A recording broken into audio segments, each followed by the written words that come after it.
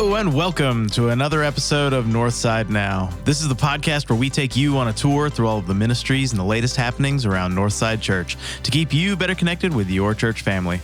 I'm one of your hosts, Patrick, and with me as always is my co-host, Glenn Miller. What's up? What's poppin'? Oh, man, I'm wore out. Oh, yeah? What you been doing? Oh, Taylor Bowl just about did me. Oh, the Taylor Bowl. Yeah. The Chiefs were tailor-made to win. Most watched TV event of all time. Yeah, the Swifties came out in force. Number one Super Bowl of all time. Yeah. Watched. Isn't that crazy? Totally rigged. Totally rigged. We called it weeks ago. We knew exactly what was going to happen. It went exactly like we were told it was going to go. It's almost like it was scripted.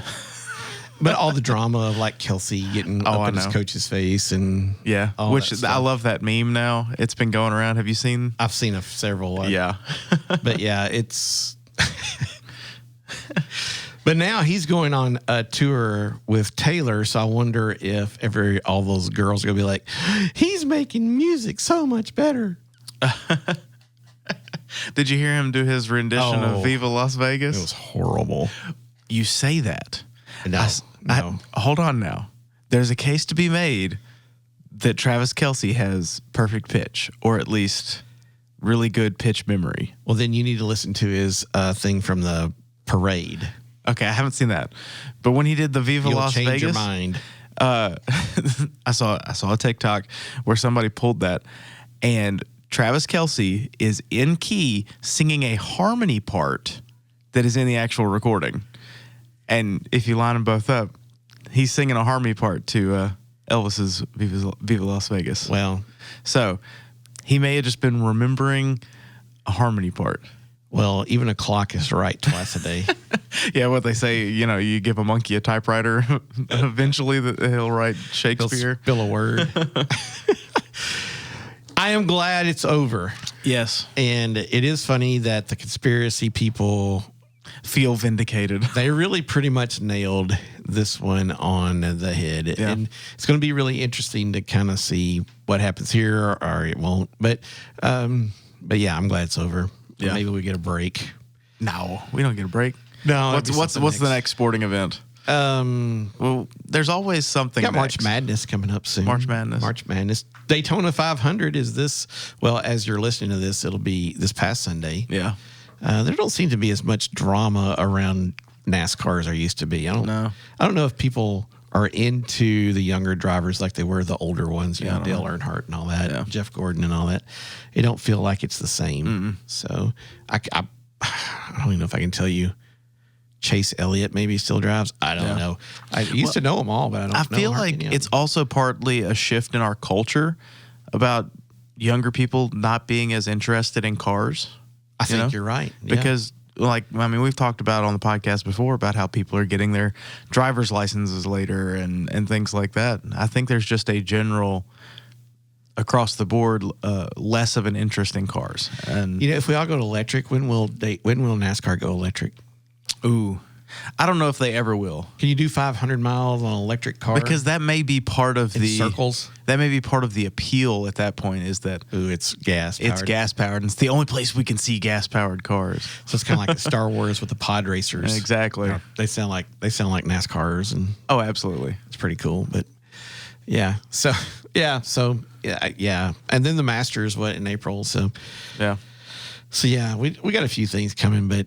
Football season's gone. I guess March Madness is the next March Madness is the next big thing, and everybody likes doing their brackets, so they do. So, but on to our next conspiracy theory. Yeah, we live right in the heart of it right now. Oh yes, I know exactly what you're going to talk about with old Buford Pusser's wife. Yeah, we've exhumed her body after 50 some odd years. Yeah, 50 years. And it's really interesting. There's some new information that's come out somehow, somewhere. But I love this. Listen to this part right here. Minneapolis community were caught off guard as TBI agents swarmed the cemetery and moved Pusser's headstone from where it laid since her burial.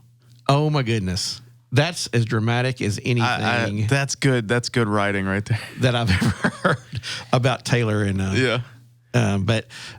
Pauline Pusser, I believe Pauline's her name. Yeah, and she was killed, and there was a big gun battle and stuff. But the case was never closed. And yeah, there's a lot of theories surrounding this. TBI is not talking about what the tip was, what actually caused them to go exhume the body, but I don't know, something that I found interesting when I was reading all of this, and this is a real thing. It's called subjective aging, but I always in my head, Buford Pusser was a lot older, but I just found out when he died, he was only 36 years old. Yeah. I'm 35. Like, I feel like... But did you know he was a wrestling star before he was sheriff? And it's things like he was a wrestling star and he became sheriff when he was like in his mid-20s. And I'm like, this is... I don't know. I feel younger than Buford Pusser. Maybe I just haven't done as much as he has. Yeah, I didn't grow up in this area, but I grew up in Texas, and the walkie-talkie about in the 70s. 73, I think, yeah. And so grew up with that story and that movie, and I think there was 3 movies. Yeah, I think there's like 3 movies, and there was original TV miniseries at one point. Yeah. So I grew up with all of that, books and everything, and then until we moved up here. I have been to the museum. Have you seen the car? I have. I have. It's there. So I've only ever seen pictures. The museum's interesting. Yeah. It really is interesting. But the legend of all of that is so huge and so wide. But then we're going to be talking about drugs and alcohol and all that stuff later, but the stuff about the mafia and all the moonshiners and all the clubs and all that, all through that part of Tennessee and northern Mississippi, is just interesting. All the Dixie Mafia stuff. Yeah. It's there's a lot going on.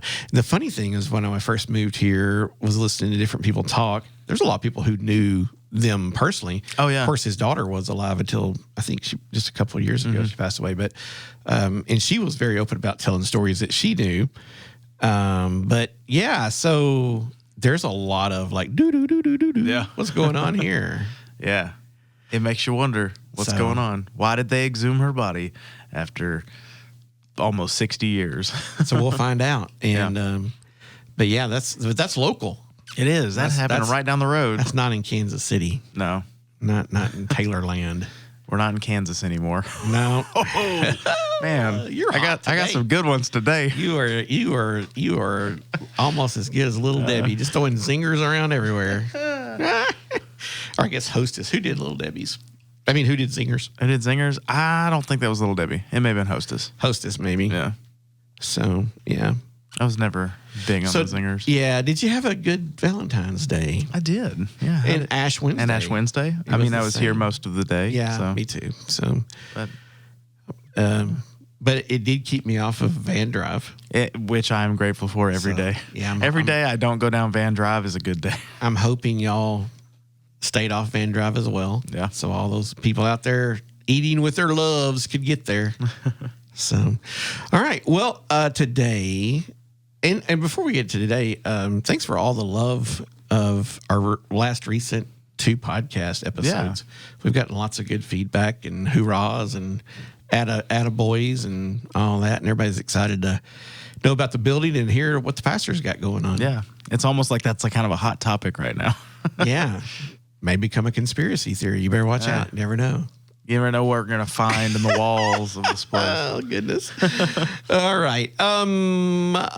We do have a great human being in with us today, Adam Clarke, who grew up here in the youth group. I was his youth minister for all of his years.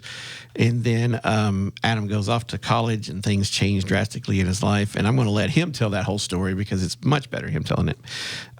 But a really good story about addiction, sobriety, and he's gotten into a couple of really cool things with his own clothing company. Yeah. And he's got a podcast. And so it's a good story. It's a story where, we see grace, prevenient, justified, and sanctified all through the thing. And just really a great story to sit down with Adam. So very, very proud of him. And it was so good to be able to sit down with him and he's going to share his story, and that's a good time now. Yeah, let's go. Let's do it.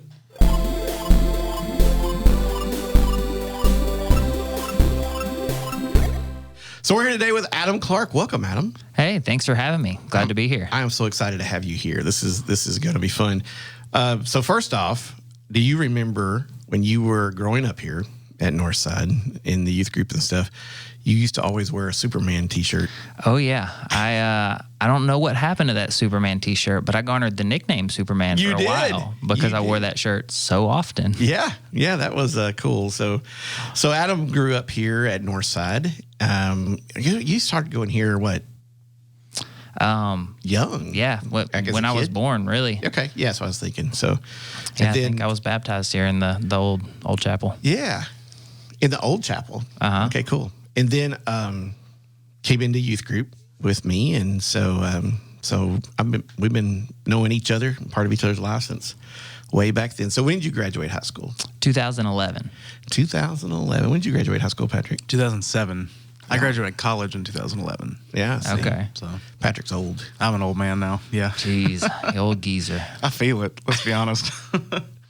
You are getting some gray in that beard there, Patrick. A little bit, yeah. Yeah. My beard's trying to catch up with my head. It's the move. I feel like it's the move. Yeah. Hey, salt and pepper's in, you know. It is. Yeah. I've been told it makes me look distinguished. Yeah. I guess it's the only part of me that is distinguished. So.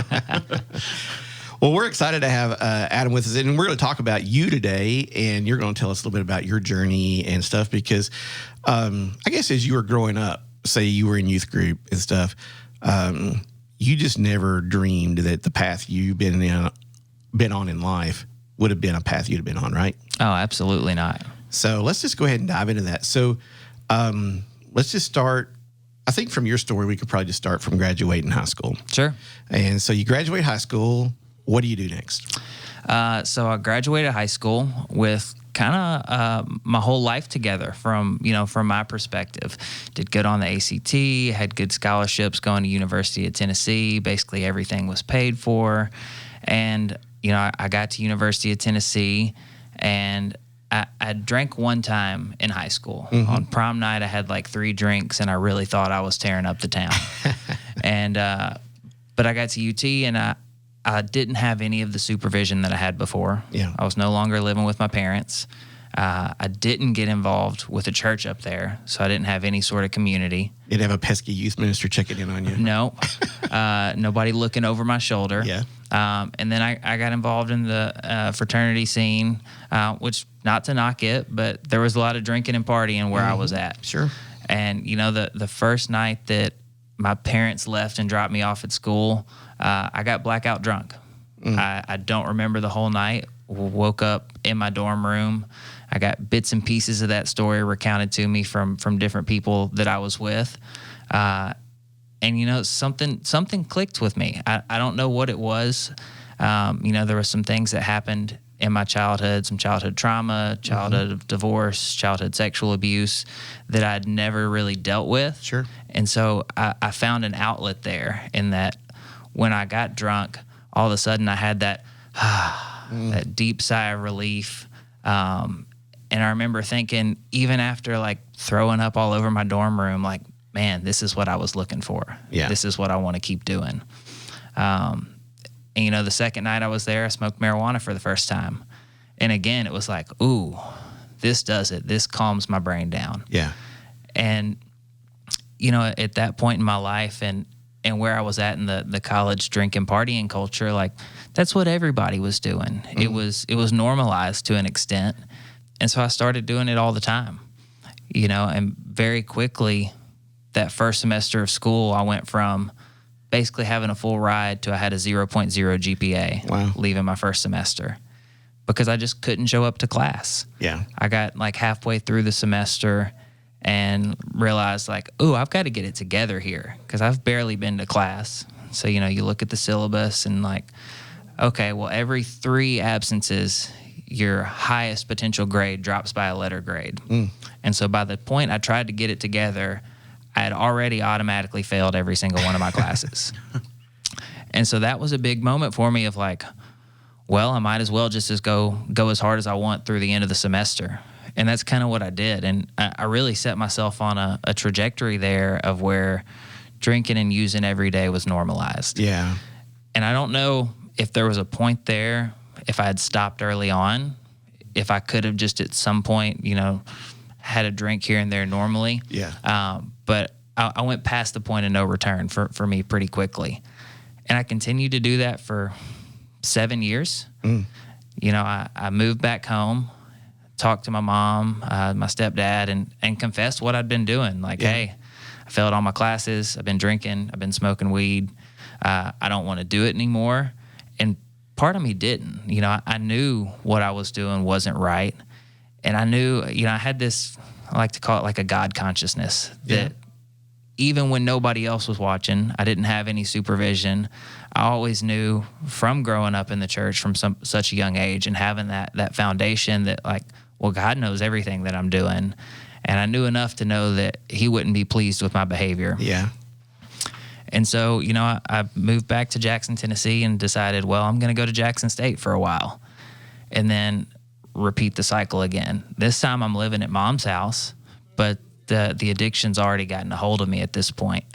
And so I would get up on time for class and I would leave mom's house and I would go sit in the Jackson State parking lot and get high while I was supposed to be in class. And then I would drive back home to kind of keep up the facade of now I'm doing what I'm doing. Yeah. Which is a very big part of my story, just weaving this web of lies and never being honest or having any form of integrity with anybody that I was dealing with. I got, 1 or 2 semesters there at Jackson State where I did the same thing. I failed every single one of my classes. And at some point, mom asks for a transcript. She's like, let me see your grades. And I downloaded my grades, and then I imported them into Photoshop, and I changed them all to A's and B's. And then I printed that and brought that to her. And that's just how I was doing everything. And, I at that point, I didn't think like, oh, I'm hurting anybody other than myself. I thought, well, I'm just ruining my own life. And then still I'm like 19, 20, like, well, all my buddies are partying. Now, they're going to class too. They're getting their grades. They're taking care of what needs to be done while doing that other stuff. And all I'm doing is the other stuff. And so, 2 semesters at Jackson State, after 1 at UT, I decided I'm going to move back to Knoxville. I'm going to try this again, but I'm going to go to community college in Knoxville. Yeah.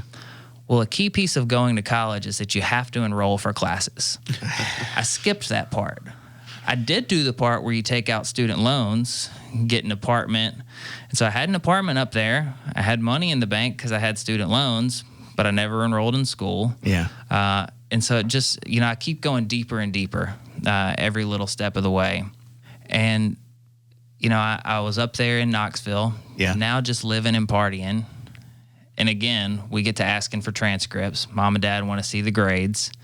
And I couldn't provide them this time. I couldn't even provide a fake because I didn't know what the transcripts looked like for Pellissippi State Community College. And at some point, my dad called up to the school and was like, hey, is there an Adam Clarke that's enrolled at this institution? And they were like, as a matter of fact, there is not. And so I'm busted again. And that's a recurring theme for me is I kept getting caught, but I didn't have a whole lot of consequences early on. Yeah. At a certain point, my parents all kind of wised up and realized that, hey, saving Adam from these consequences, we're actually just enabling this behavior. Yeah. Because I wasn't allowed to fall and scrape my knee, so to speak. Sure. But, that comes a little bit later. I moved back home after getting found out that I'm not in school. And really no consequences. Like this time I moved back in with dad, which I've been kicked out of my mom, my stepdad's house at that point. They wisened up first and were like, hey. And it wasn't like, hey, you just got to get out. It was like, hey, if you can't pass a drug test, you can't live here. Yeah. Well, and I failed, I think, 6 of them before they finally, were like, all right, you got to go. I got all the chances and then some extra chances and some more on top of that. But, I moved in with my dad at that point, and now I'm like, all right, we're 5 semesters in. I haven't passed a single class. maybe this college thing isn't for me. I just need to get a job for a while, try to figure out, what I'm going to do next.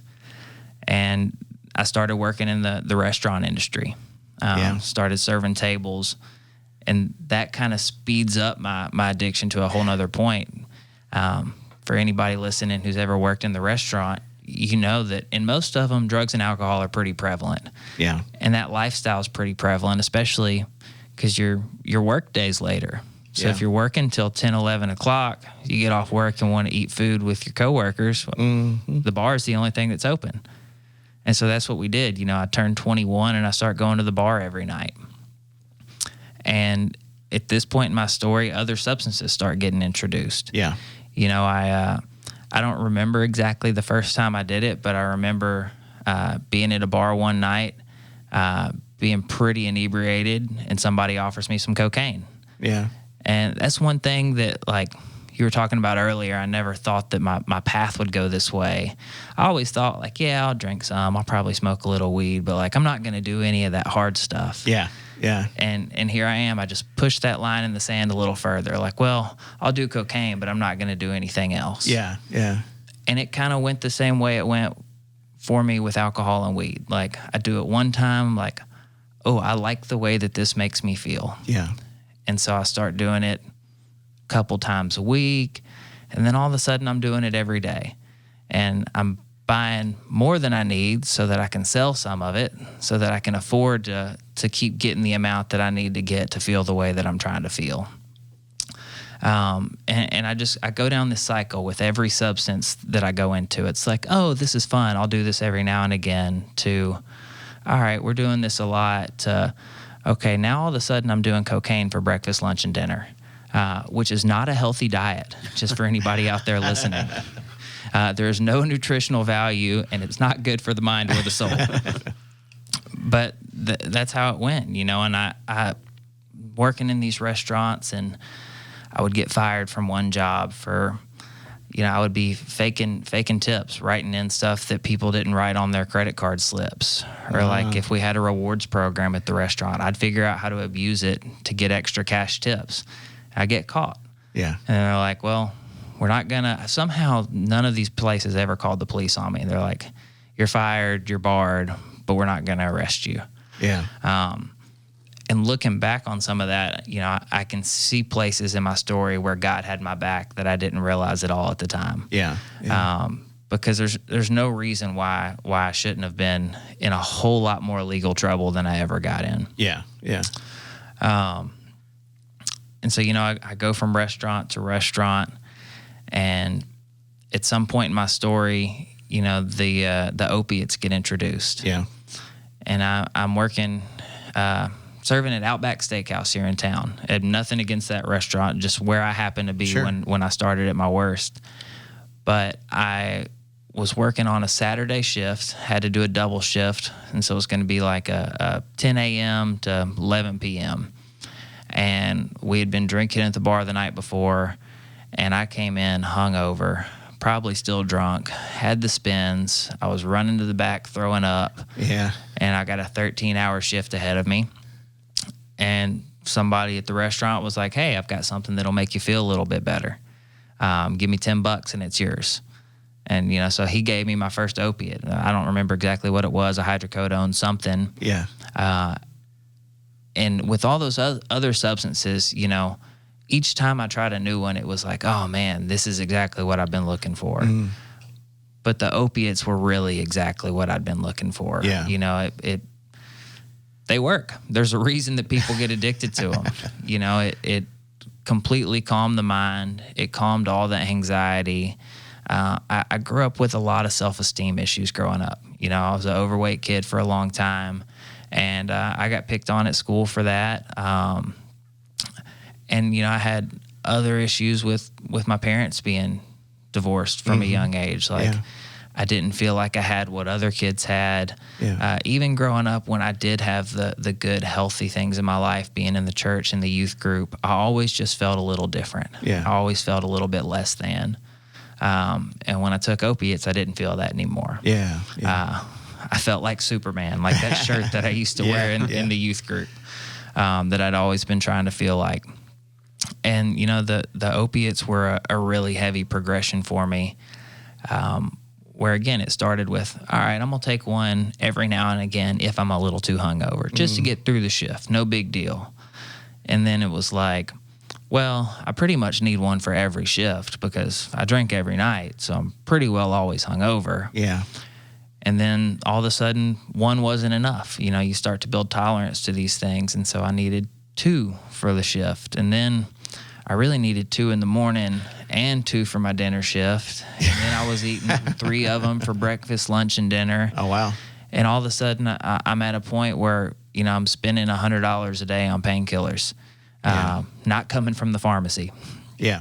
And it became unsustainable. That was a progression over a couple year period there when I started taking the opiates. And most of it's really a blur. Yeah. I have memories from it. I can look back at some pictures that I have saved on old phones and stuff, but there's not a whole lot of a cohesive timeline in my head of what all went on during that time. And I think part of that is because I was doing absolutely nothing with my life. Yeah. I think I was 22, 23 when I started with the painkillers, and I'm working at the same restaurant this whole time, hanging out at the same bars with the same group of friends. I'm not going to school. I'm not going to church. I'm not doing anything at all to move my life forward in any sort of productive manner. Yeah. I'm just kind of treading water. And, it got to a point with the opiates, which it's not like when you need some Tylenol, we just run down to Walgreens and get some Tylenol. When you're buying painkillers like that, you're buying them from a street dealer. Yeah. And he's got to get them from somebody who had a prescription, who sold their prescription to that dealer. And sometimes the dealers can't find any prescriptions to buy. Yeah. And so, there was this period where, after a couple years, I had a lot of different connects, you might call them, in that world of, I pretty much could always get what I was looking for if I had the money in my pocket. Yeah. And it got to a point where nobody who would normally sell me pills had any pills. And the thing with opiates is, and they didn't tell me this when I took that first one at the restaurant, is they that, didn't? hey, if you take these every day, you're going to get addicted to them. And not only, mentally are you addicted, but with opiates comes intense physical withdrawal. Yeah. And, when you get to the point where I was at, about 6 or 8 hours is all you have to not have something in your system before that starts. And it starts mild at first, and then it gets worse and it gets worse. For those listening, withdrawals look like extremely restless body, and not restless like I just, can't move. It's like there's no position that you can fixate yourself into where you have any sort of comfort. It's like you just want to crawl out of your skin. And it's like your bones will be ice cold on the inside, but then you're sweating on the outside. Yeah. And there's this mental piece that goes along with that. That's just like psychological torment. It's hard to describe to somebody who hasn't experienced it, but it's a personal hell that I wouldn't wish upon anybody. Yeah. And so that started for me because I couldn't find what I was looking for. And then it goes, 24 hours and I still haven't found anything. And then we go like 48 hours and I still haven't found anything. And when you get to that point, like, you basically can't leave the bathroom. Yeah. And I'll leave it at that without getting any more graphic. Yeah. But it's horrible. And one of my dealers said, I don't have what you're looking for, but I got something that'll make you feel better. And I didn't know what he was talking about at the time, and we went through this back and forth where he was giving me these street names that I didn't understand. Like, I got that boy, I got that dog food. I'm like, man, speak English. Like, I don't know what you're talking about here. I'm a little white boy from North Jackson. I need better terms. Yeah. And finally, he's like, I got that heroin, which he's talking about heroin. Yeah. And again, it's another one of those line in the sands. Like, man, I'm never doing heroin or meth. Like, I've done everything else up until that point, but that was still, I had this, like, I'm not going there with it. But I was so deep into the withdrawals that, another 12 hours later, or however long it was, I was like, all right, where you at? Yeah. And so, I went and picked up $20 worth of heroin for the first time. And, I never got to using a needle. It all went up my nostrils. Yeah. But the thing about it is the place that I was at before was spending $100 a day on painkillers. And then I bought $20 worth of heroin, and it lasted me for 3 days. And so in the sick, twisted state of mind that I was living in, I remember thinking, like, this is my solution. I'm going to save so much money doing heroin, which is a sentence that no sane person has ever uttered from their lips. Well, I've listened to a lot of your stories multiple times, and it always has kind of caught me during everything that you have like this very cognitive concern about saving money. It's all about saving money. I can get this much high for this, and that gives me more money. So I've kind of found that as an interesting thread through your whole thing. Is money is a continual thing that kind of keeps driving you a little bit. Yeah. Well, I mean, I was always broke. Yeah. Was the problem. Yeah. But you're right. It was, like trying to maximize what I could get out of what I had. And, that it was a continual piece of my story is Adam didn't have any money, through all these times where I'm doing these different substances. Like I'm a very codependent person. And so I'd find some girl that liked me, and then all of a sudden 3 weeks later we'd move in together, and then all of a sudden, well, baby, it's been rough at work. I just don't quite have the money for rent. And well, she'd cover it. And I made plenty of money to have the money for rent. I was just spending it on other things. Yeah. Yeah. And so, there was always somebody. At first it was my mom and my stepdad, and they wised up and, put some boundaries in place, quit enabling me. And then it was my dad, and same thing. Eventually I got kicked out of his house, and then I moved in with my grandparents, and eventually I got kicked out of their house, and then goes to a friend, to a girlfriend, to another girlfriend. And the moral of the story is nobody wants Adam to live with them because he can't pay his bills. He doesn't take care of the living space. He's messed up out of his mind all the time. Yeah. I was not a good roommate back then. Yeah. Yeah. But anyways, so I started doing the heroin and thinking it was a solution. And that over a period of about 6 or 7 months was all I lasted doing it. But it went from this $20 worth has lasted me 3 days very rapidly to I'm spending $200 a day on heroin. And I'm not making $200 a day. And so that means I'm reaching in family members' pockets. My grandmother, rest in peace, there's no telling, how many times she would send me to the grocery store to get her some groceries. And, well, it's a good opportunity to get some cash back here. Or, she would, there's no telling. I took all kinds of money from her. Yeah. The cool thing about that is, there were several years there that I was sober in recovery, and I was able to pay what I think was all of that and some more back to her. Yeah, I have no way of knowing what the exact math looks like because I was obviously not in a clear-headed state of mind. Yeah. But I got to make that amends there with her before she passed, and so that's the cool side of what it looks like on the other side of things. Once you get through the addiction, which mine ended with me going to rehab. Yeah. I got caught stealing money from my grandma. My dad was, helping taking care of her finances, and he realized what was going on.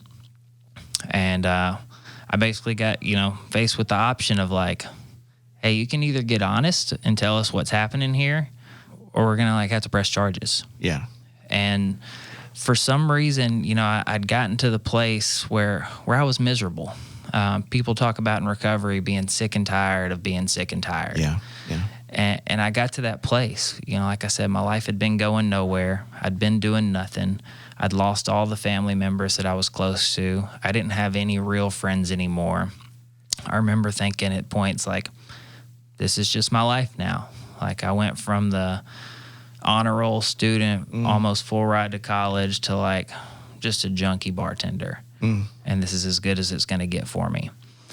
And so I was at that place of desperation when I got caught. And I was honest for the first time in 7 years. My parents asked me what was going on, and it was almost like I just blurted it out. Like, I'm doing heroin. I don't know what else to say. Yeah.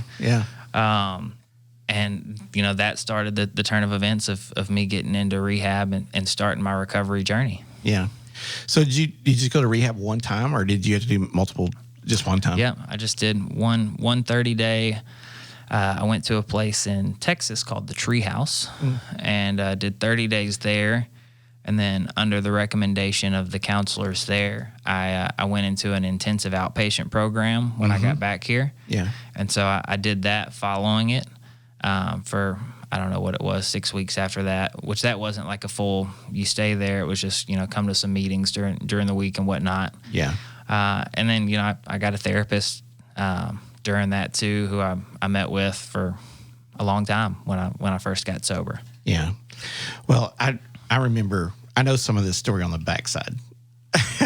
And so I had many conversations with your mom and dad while you were, I knew about you not enrolling in school, but yet living over there.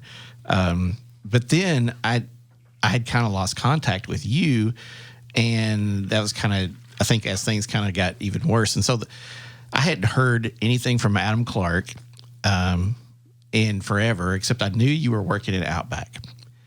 And then one day on my one of my social media, I can't remember which one, you start popping up in stories, and you were doing 75 hard. And so that's kind of where we reconnected, because I was like, oh, dude, cool, keep going. So I was like, hey, good for you. So I was kind of, we were starting to communicate again, kind of going back through that. And then all of a sudden I start seeing this thing about whiskey and milk. And now you're talking about your recovery out loud to everybody on the internet and stuff like that, but you're talking about it because of you've got a clothing brand now. And now you have a podcast, and what's it called? Recovery Uncovered. Uncovered, yeah. So Recovery Uncovered, and you're doing your podcast. So I'm watching their podcast, and one night y'all are talking about growing up in the church or something, and I'd said yay or go or so, listening or whatever. So y'all can see I was on there listening to y'all kind of doing a live thing. It's like, in fact, my youth pastor's listening to me now. And so I was like, yeah, so that's kind of where we reconnected. And I saw you around Christmas or something. And so I've been dying to get you here with us. And I'm so glad we're able to make this happen, because, I think for young people, there's a story here, and for parents, there's a story, and then for everybody else. So the first part is, you grew up in this church. You sat up there in that youth room, just like every other kid that's there now, has been sent you, the whole 9 yards. And you were here every time the doors open. If Adam wasn't here, there was a Yep. We need to figure. Is he sick? Make sure you didn't get run over on the way here or something. I mean, you were here all the time, very active, very present and everything. I always enjoyed having you around, and those weren't issues at the time, but you were still dealing with a lot of things that were going on in your life that you weren't even sharing. I don't know if you even knew to share them at that time. Yeah. So then you go to school and you get away, and so immediately freedom kind of unleashed you. Oh yeah, it was a nosedive, from the very beginning. One of the things that I learned in dealing with some counselors and stuff through treatment was that there's two kinds of outlets that you can have for trauma, and you can have healthy outlets, which I had a whole lot of. I was very involved in the youth group here. I was super involved in the youth musicals. I was on the church league basketball team. I played in the band at school, and so I had all of these healthy outlets. And then in one 24-hour period, I moved from Jackson to Knoxville, and I have none of those anymore. Yeah. And so the first outlet that I found was an unhealthy one. Yeah. And I ran with it. And being in youth ministry for a long time, and Patrick, you're a young adult too. You're a little bit older now, but not much. And you've been in the recovery community for a long time. We're going to talk more about that in just a moment. So now you've been around that a lot. So you've been around a lot of people who have been in kind of the same boat and stuff. I guess my question is, what do you think is the cause of that when you get that freedom? Is there something you're watching and learning as a young person that's like, I want a piece of that, or that's going to help me? Is it because everybody knows, well, society is this and society is that, and our culture does this, and the movies and the video games and all these things, they're just teaching our kids. And so Is it all of that, or is there just something else you think that you discover I'm looking for? Yeah, I mean, I think there's probably different answers for different people. Yeah. You know, I don't know that it was anything that I was watching or seeing on TV or media. I think part of the problem with me is that I don't feel like I had a whole lot of realistic conversations about drugs and alcohol and what they actually do to you. You know, I had grown up knowing that, like, don't drink, don't do drugs. Yeah, just say no. Old Nancy Reagan campaign, just say no. But nobody had explained actually, you know, what happens when you do drink and when you use, and how quickly they can derail you. So I had this. I didn't have a healthy fear of them, which, you know, I feel like I don't know that would have changed anything. Sure. Like, there's people will argue all day long, like, you know, if there's addictive or alcoholic traits that you're born with, if it's just a genetic thing versus if it's, you know, nurture versus nature. Yeah.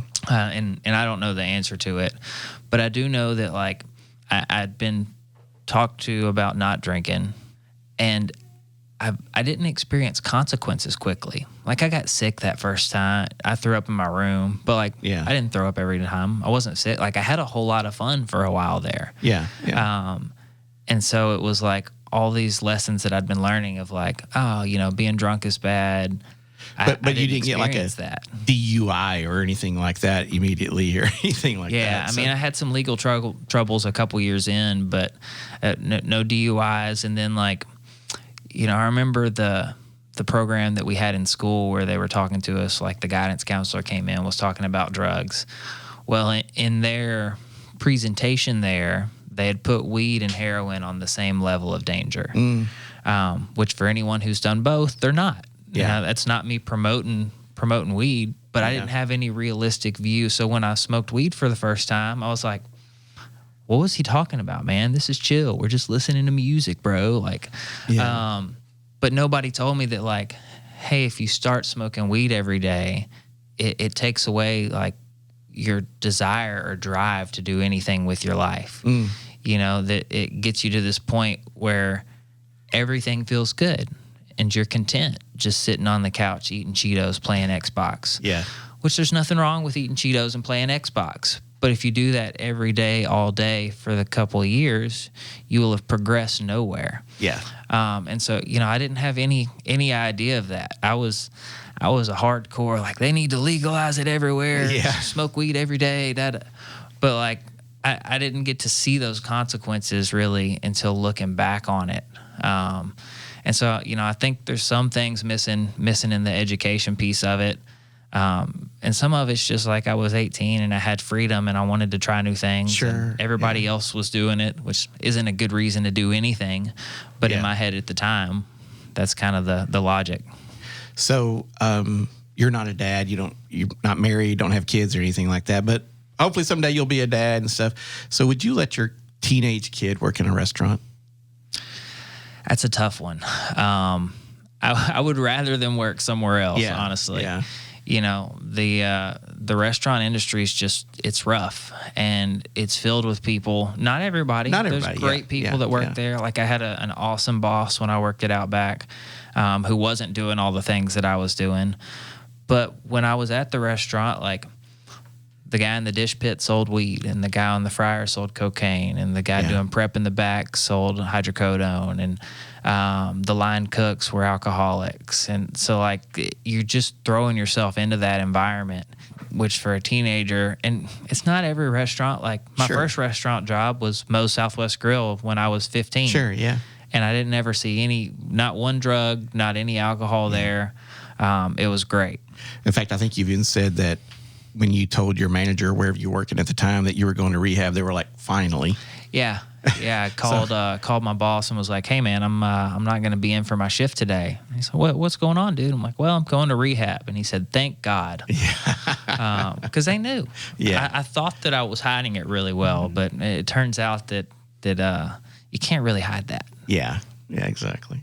So basically what I've heard you say is, for a young person, and for anybody really, that getting drugs is not hard in our area. And like it's pretty simple to get. I think a lot of times people will sit and watch TV and they're thinking like, there's this dealer and he's on this specific corner in town and it's a specific side of town and all that. So you've been around enough to know this isn't true. So how do we debunk those myths that, drug dealers are only, they're gangs? I mean, there's just so many things that they're not. Yeah, I mean, it's just ignorance to it, really. And I guess people just have to be informed, Kids can buy drugs off Snapchat now. Wow. And people will bring them to you. They'll post their Snapchat story of what they're selling. The gasoline station is open. Can you DoorDash or like Uber Eats some heroin? Ooh. I mean, there wasn't an app for it, but if I called a guy, he would bring it to the restaurant. Yeah, and bring it right to you. Yeah, and I think, when I was living with my parents, I got away with a lot of stuff because of that. Like I had drug dealers drop stuff off at my mom's house. She wouldn't know. I'd wait till she went to sleep because those are late night jobs if you're dealing drugs. Yeah. And I'd go sneak outside and put money in the mailbox, and they'd put the drugs in the mailbox, and then I'd sneak back outside and grab what I needed to get. I think it's interesting listening to you too, and I've known this because I've kind of heard it a little bit, and everybody does it, right?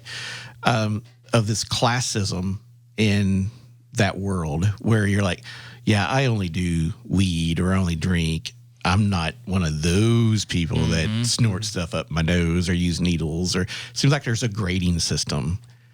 There's always another line. There's always another line. Not cross, Yeah.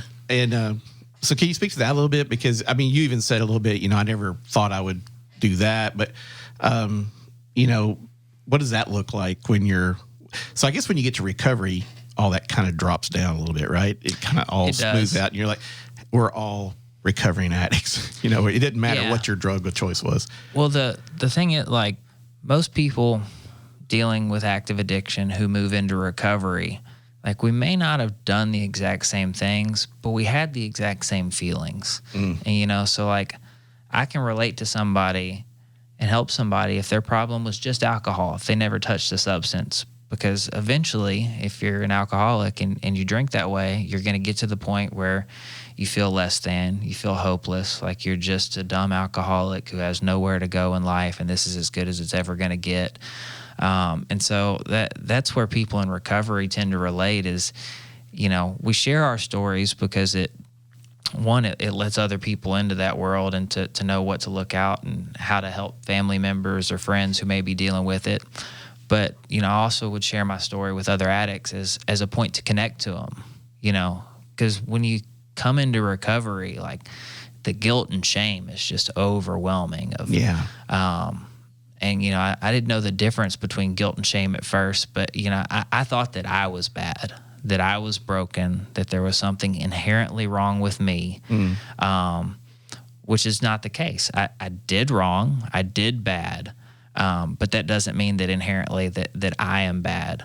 And so, we share our stories with other addicts to connect of like, hey, I stole from my grandma too, or sure. I wrecked a car too, or whatever, other story it may be.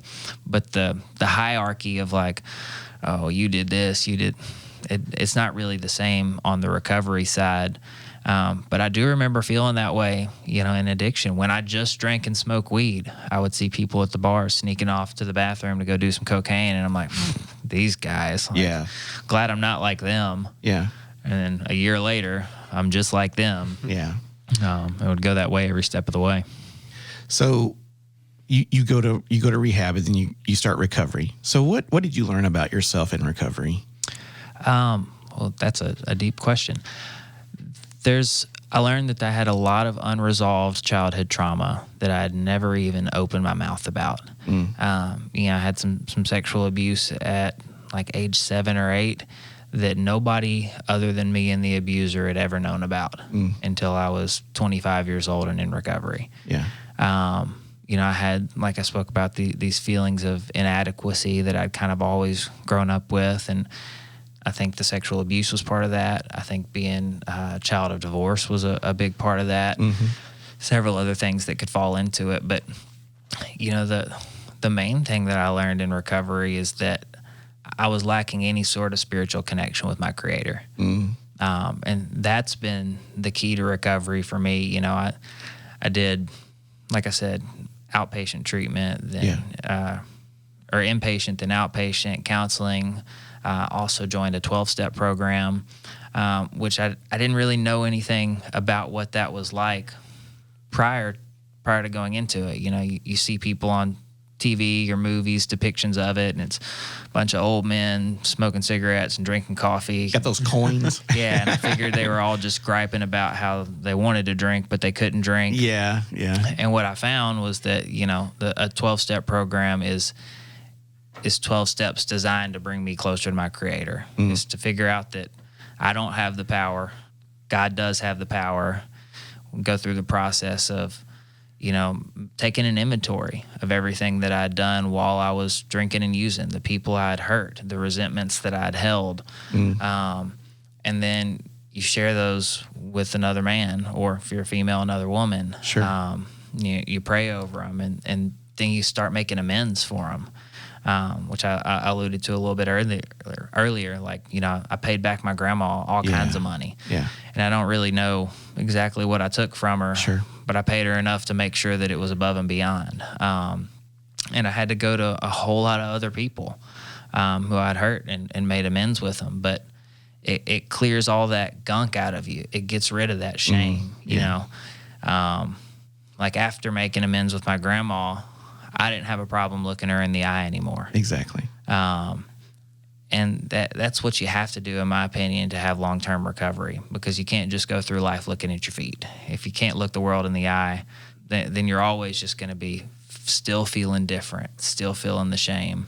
And so, you know, I learned that for me, I had to clear all that stuff out so that I could begin to have a real connection with God, a real relationship, which is something I don't feel like I had growing up. Yeah. You know, I was always in the church. Yeah. I talked about it, but I never had that actual relationship.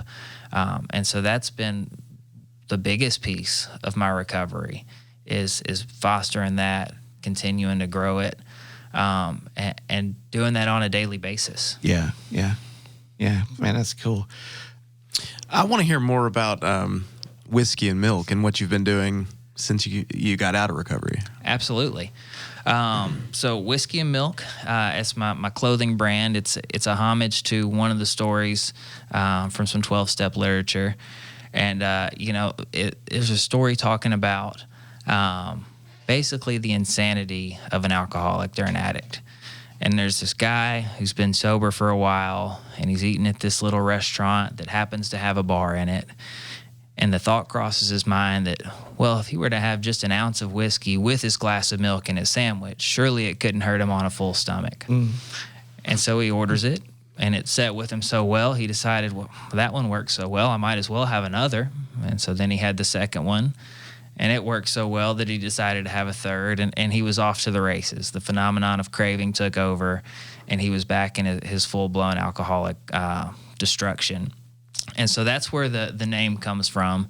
It's kind of one of those if you know type things. If you're familiar with those programs and those literature, it's a story that would stick out to you. And so, you know, it started, I guess, a little over a year and a half ago or something now. And I had reached this point in my recovery where I still felt like I was living two separate lives. Like I had my recovery fellowship and that side of me, and then I had the professional side at work. And I couldn't let those two sides touch. And so it almost felt like I was living a lie. And not that that's a bad thing. If people don't want to be open about their recovery, Sure. that's everyone's own personal opinion. But it got to the point with me where I felt like, all right, I'm not talking about my recovery openly because I'm afraid it'll keep me from getting a promotion, which turns out that's just me not trusting God that he can handle my career. Because every job that I've gotten since being sober, God's dropped in my lap. Yeah. And so it got to the point where I was like, all right, I'm just going to be open about this. And so, you know, I started posting social media content, and it kind of took off rapidly. You know, I made a TikTok where I basically, you know, my name's Adam, I'm a heroin addict, and I went into a brief like 60-second of the story, and it got like 500,000 views overnight. Yeah. And so I was like, all right, God, I hear you. Like, people obviously want to hear this, and I have a story to tell. And so, you know, I started doing the social media content, and then the idea behind Whiskey and Milk was that, you know, I would love to have a way to be able to monetize what I'm doing so that I didn't have to work a regular job and could spend all of my time helping other people find recovery and helping people in recovery. Yeah. And so I started Whiskey and Milk, and there's several designs that, you know, come from different 12-step literature, different recovery things that are along the same vein. You know, if you know, you know. And 10% of all the profits go straight to nonprofit treatment centers, but then really the rest of the profit just gets funneled back through me into other recovery venues. I hadn't taken a penny from it of really any real money that I've made. You've got some really cool designs on there. You've got one that depicts the whole Whiskey and Milk story too, which I really like. Yeah, we Patrick and I were always afraid. You know, we love your design because I was showing him to you. I was like, hey, have you seen Adam's stuff? And I was like, oh, look at this. But, you know, it's kind of like you say gracias at a Mexican restaurant, and then they start speaking Spanish to you, and you're like, whoa, time out. You know, I was always afraid that, because I don't know, because I've not been through a 12. I know about them, and I kind of know, you know, very general what they are, but I don't know them intimately and deep. And I was always afraid that, like, somebody's going to start asking me things that I'm going to be, like, way in over my head.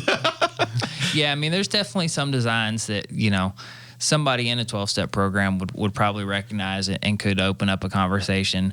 But it absolutely is not just for people in recovery. You know, I think I have it on the website and in some of the description talking about, you know, addicts, alcoholics, friends of those in recovery, family members. Yeah. You know, the purpose is it puts money back into recovery. Yeah. But also it lets people know that you're a safe person to talk to about it. Yeah. And that's something that's a big issue, I feel like, in our society as a whole, is that addiction, alcoholism is stigmatized pretty heavily.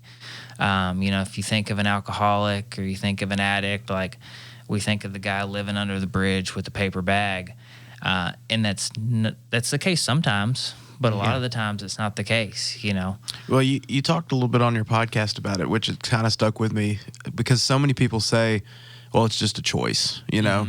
Yeah, you know, it's not a disease. It's not like cancer or anything, but it's, you know, you chose to do this and now these are the consequences. But there's something, you reach a point where you talked about this on the podcast where it's, you know, it's like taking another breath. Your brain gives you those signals like they would, you know, that you need to drink some water, you know, and so it reaches a point where it's not really a choice anymore. And I think that's a common misconception and something that people that don't deal with that, you know, need to realize is that, you know, it's not always a choice. Yeah. Yeah. It can be a lot more innocent on the front end. Completely, yeah. It could be a torn ACL and you get a prescription for oxycodone and you're on that for 2-3 months. And that's long enough to build up physical dependence. And so at that point, you know, your brain's already telling you, I need more. And then your doctor's like, hey, we're done. And your brain's like, no, you heard me. We're done when I say we're done. Yeah, exactly. And so that's how it starts for a lot of people. You know, it starts as a choice for a lot of people. I chose to get drunk that first night. I didn't really know what life I was choosing. Sure. But, you know, I made that choice. And by the time I realized that I was too far in, I was already drowning. Yeah. And that's where Recovery Uncovered comes around, your podcast, which I love. Maybe not for every grandma to listen to. It might be, but I love because it's raw, it's unfiltered, and you have that conversation in the language that people in that world will know. And so then comes along the podcast. Yeah, and I mean it came from the same general idea of, you know, I want to be open about this. And when I started posting social media content with Whiskey and Milk, I got a crazy outpouring of different people that I grew up with And then all kinds of people all over the world hopping in my comments or direct messages of, hey, I really appreciate you. I've really struggled with this, and you put it in a way that I could understand. Or sometimes just, hey, here's my sobriety date. Keep up the good fight. Or, but it's connected me with literally thousands of people from all across the world. And I realized that, there's a whole lot of opportunity. And there was a whole lot of people that wanted to hear those types of things and to learn more about recovery. And so I got the opportunity to, do the podcast in a longer form. Social media, I'm doing 1 to 3 minute videos for the most part, but to have an actual sit down conversation like we're having with other people who have found recovery, where they get to share their story and somebody listening maybe relates to it. And so that's been a really cool experience to get to be a part of. So what's next? What do you have any plans percolating? Like, I can take this message about recovery and getting rid of that stigma and my story and helping more people down the road. Do you know, or are you just waiting on God? Yeah, you hit the nail on the head. I've learned that, it's good to have plans, but if I plan too much, then I'm going to be living in Adam's will and not God's will. And you guys just heard where Adam's will take you, and it's not a good place. So, I try to take it a day at a time. I do want to continue to grow the podcast, to get more people on that platform and to get that message out there. And, I don't know what it'll look like long term, whether it looks like having some sort of treatment facility of my own at some point. I've talked about opening up some sober livings before. And so, you may see some of that from me in the future, or it may just be the podcast. Yeah. Well, goodness, I'm so glad you came in to hang out with us here at Northside Now, our little podcast. Yeah. But I'd forgotten about your TikToks too until you mentioned that. It's just part of the social media thing. Those are good. Those are really cool. So, well, goodness. Well, I am so proud of you, sir. Thank you so much for coming in and just all, like I said earlier, all the hard work you've done and continue to do. So, what's your sobriety date? July 26, 2018. So coming up on 6 years. Wow. That's awesome, dude. Cool. All right. Well, Adam, thanks for coming in, and we will, we'll link you in some of your stuff, the whiskey and milk. Is it .com? Yep. Whiskeymilk.com. And so we'll link that to our page. And so anybody that wants to go out and help support recovery and cheer Adam on can definitely, rep a shirt. I'm going to get one now that I know I can. So awesome. So thanks, Adam. Absolutely.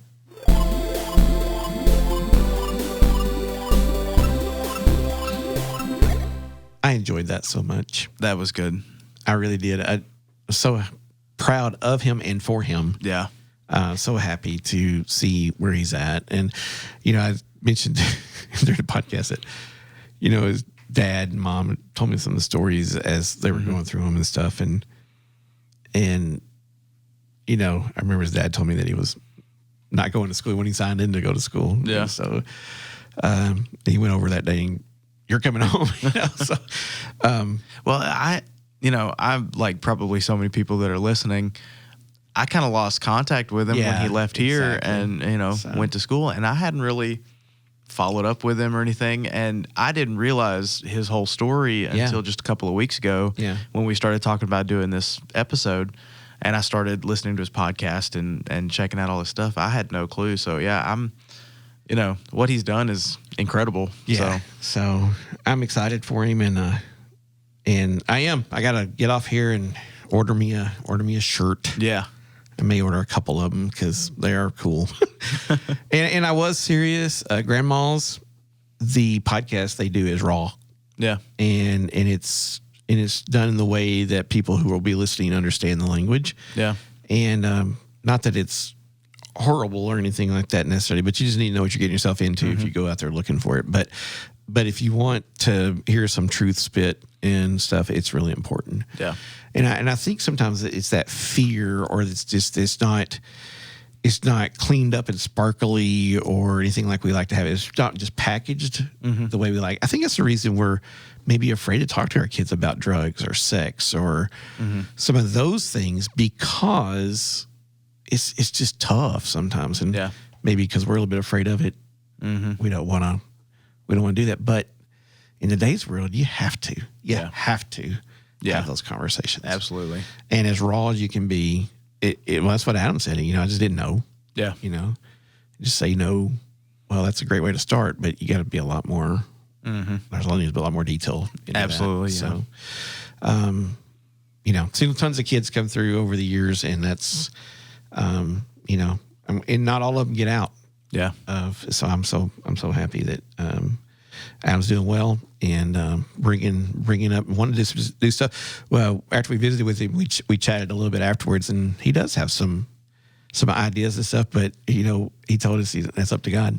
Yeah. And I was like, go brother. Yeah. So excited to have Adam here and the work he's doing, man. Just proud of him, for him. That's good stuff. So Whiskey and Milk, or is it Whiskey Milk? It's Whiskey and Milk. Whiskeyandmilk.com. Well, the website is, I think, just whiskeymilk.com. Yeah. But Whiskey and Milk, if you look it up and look up Whiskey and Milk apparel or something like that on Google or something, you'll find him. So good stuff. I bet we got some stuff coming up. Well, we did Ash Wednesday. We had our Ash Wednesday service. Let's see, what else we got the first quarter mission focus going on. Yes. Collecting hygiene kits. So all during the month of February. We still got a little time in February for you to bring in your hygiene items. Yes, definitely. And, those are going, those are starting to go pretty quick. So make sure that you hit it up. Now, the kids do seem to have a little bit of a lead. They do have a lead. Come on. But I thought the adults were going to show the kids how to do it this time. I thought it was coming too. But we do, and we need a lot more. So, and these are going to go to local and foreign mission trips. So local organizations here and foreign mission trips. And, we'll pick a date after we get them all collected, all the stuff collected to put together the kits. So, kind of a little mission day. So that'd be cool. We'll be doing that sometime in the next couple of weeks. So, so do that. Also, I have another one. We're gonna do a specialized little flash mission. Ooh, flash mission. Flash mission. I didn't really know what to call it, but it felt like flat, just like a yeah. Isaac Lane has called, and they need some help with their Read Across America program. And so what we're going to do, starting on Sunday, the 25th of February through Sunday, March 3rd, just that 1 week, if you have any gently used or new children's books, they are going to be collecting books, and then they're going to put them in prize bags for games they're going to be playing and stuff at the school later the next week in March. And so these are going to be sent home. Your book's just going to be taken. It's going to be sent home for parents and kids to read together. Oh, cool. They're wanting to generate more parent-kid involvement in reading, and which is a great idea. Yeah. We need more of that. And so, but they're needing some books because a lot of people just don't have books. And so if you have any gently used or if you want to get some new children's books, just for 1 week, Sunday the 25th of February through Sunday the 3rd of March, we'll be collecting those books. We've collected them in a big library return book slot thing down by Hope Hall. And it'll be a big box. Just stick your books in the slot, and if it fills up, then we'll throw them around it or something. But so as many books as you want to bring them on. Cool. And so we'll do that. So get a little flash mission project. Yeah, I like Isaac Lane from their librarian. So pretty cool. Pretty cool. Also, Sunday the 25th, we're going to have a Gamasara partnership trip information meeting. Yeah. So if you're interested in going to Africa, that meeting will be at 1 o'clock in the conference room. Cool. Yeah. So make sure you come out for that. Let's see. Tuesday the 27th is our Conversation Tuesday for the Vine ESL. And that will be from 5:30 to 7 o'clock p.m. Yako's needing some volunteers to help out with Conversation Tuesday. You don't have to be able to speak Spanish. You just have to be here. And you don't even have to be able to speak English. You don't even have to be able to speak English. You have to be here. That's right. It's fun. Don't miss it. If you're really just sitting around, trying to catch up on the new FBIs or whatever's on TV. Yeah. That I'd encourage you to come spend an hour or so. Well, if you're interested in volunteering, or if you've just got questions, contact Yako. He'll be glad to answer them. Let's see. Coming up in March 7th through the 10th is the Men's Emmaus Weekend. And then March 21st through the 24th is the Women's Emmaus Weekend. If you are interested in going on either of those, get in contact with Daphne, and she can answer any questions or get you signed up for either of those Emmaus weekends. So, and we got spring breaks as a part of March, right? Yeah, spring break's part of March. Let's see, what else? Oh, the 10th of March is daylight savings time. Yeah. Fine. All right, now. This is spring forward. We lose an hour of sleep. So is there any more law changing, or has that just died? I haven't heard anything more about anything. As of right now, we're still springing forward. Springing forward. Yeah. And then I'm going to jump ahead a little bit. Coming up in June, June 16th through the 23rd is Youth Missions Camp. Yeah. We're going to the Smoky Mountain Outreach. And I think... Yes, if you want to sign up for that now, the deadline is in February. So, and I think it's online. You can talk to Andrew. Talk to Andrew if you've got questions. You can sign up on the app or on the website. Just go to the events page, and you'll see it there. But if you're interested in going on the youth mission to the Smoky Mountain Outreach for our Youth Missions Camp in June, you need to go ahead and get signed up. That sounds cool. So, yeah. So if we jump back to March, yeah, I think we got an egg hunt and some Easter. We do. Can you believe? I know. March 31st is Easter Sunday. March 31st. It's early this year. It is early, which means that if the 31st is Easter, that means the 24th is Palm Sunday. Yeah. Which means the 22nd is our Good Friday service. Yeah. So, which means the 20th is like Gethsemane Wednesday. Yeah. Well, I wonder. I don't know. If we're going to do that, since we don't have a praise service. That's true. So, I don't know. We'll keep you posted on that. Yeah, our next episode, we'll try to have a good Easter week and Easter type calendar. Yeah. Egg hunt and all that on it for you. So we'll try to get everything to you. That's all coming up a month away. Quickly. We're a month away from Easter. Quickly. That's crazy. But yeah, here we go. Well, Glenn, thanks for podcasting with me. Thanks to all of you out there in the world for listening. If you enjoyed this episode and you'd like to help support the podcast, please share it with others, post about it on social media, or leave a rating and review. To catch all the latest from us, you can follow us on Instagram at Northside Now Podcast. Go to our website, northsidejackson.com, or email us at podcast@northsidejackson.com. We hope to hear from you soon. Once again, this is Patrick. This is Glenn. And that's what's happening at Northside Now.